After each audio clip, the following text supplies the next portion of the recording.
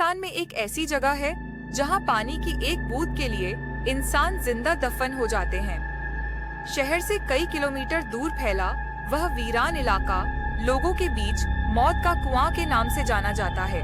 कहा जाता है कि इस रेगिस्तान में कुछ ऐसे रहस्यमयी स्थान हैं जहां खनिज पाए जाने के संकेत मिले थे।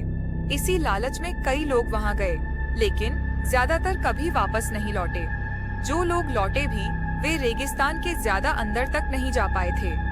उन्होंने बताया कि जैसे जैसे आगे बढ़ते हैं रेत का व्यवहार बदलने लगता है। जमीन ठोस नहीं रहती, बल्कि किसी जिंदा चीज की तरह हर चीज को अपनी ओर खींचने लगती है। इसी इलाके में कृपाल सिंह नाम का एक व्यक्ति रहता था। वह ऊंट पर सामान ढोने का काम करता था और रेगिस्तान को अच्छी तरह जानता था। एक दिन गलती से वह भटकते हुए उस रहस्यमयी इलाके के पास पहुंच गया, लेकिन जैसे ही उसका ऊंट उस दिशा में बढ़ा, वह अचानक रुक गया और उल्टे पांव भागने लगा। कृपाल सिंह समझ गया कि आगे कुछ बहुत खतरनाक है और वह तुरंत वापस लौट आया। उस दिन के बाद से कृपाल सिंह को यकीन हो गया था कि उस जगह पर कोई अदृश्य शक्ति मौजूद है। कुछ समय बाद एक कंपनी ने उसी रेगिस्तान में सोलर प्लांट लगाने का फैसला किया। इसके लिए एक रिसर्च टीम रेगिस्तान में सर्वे करने पहुंची।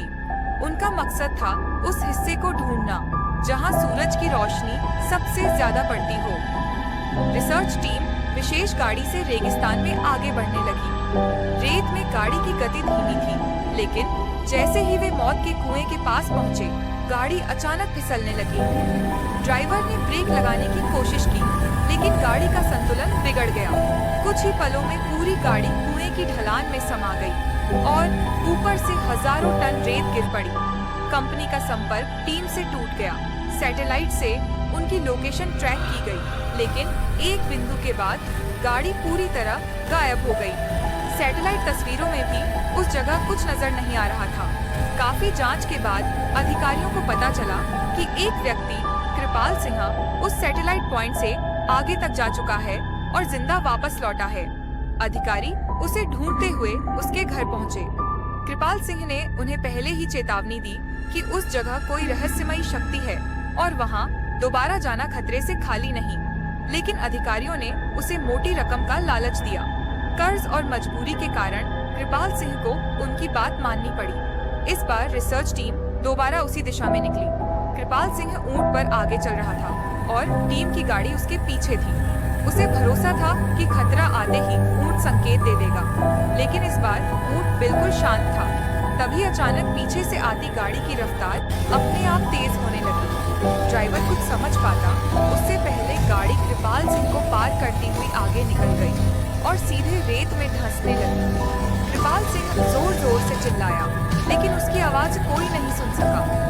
वह सुरक्षित खड़ा था, जबकि उसके चारों ओर की रेत फिसलकर कुएं में जा रही थी। कुछ ही सेकंड में गाड़ी पूरी तरह गायब हो गई। इस घटना के बाद कंपनी ने सर्वे हमेशा के लिए बंद कर दिया।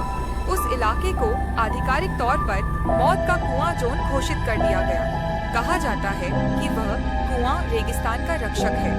वह वहां रहने वाले जीवों की रक्षा करता है और किसी भी तरह का बदलाव बर्दाश्त नहीं करता। आज भी उस जगह पर रात के समय रेत गिरने की आवाज आती है, जबकि वहां कोई नहीं होता और शायद वो कुआं अब भी इंतजार कर रहा है।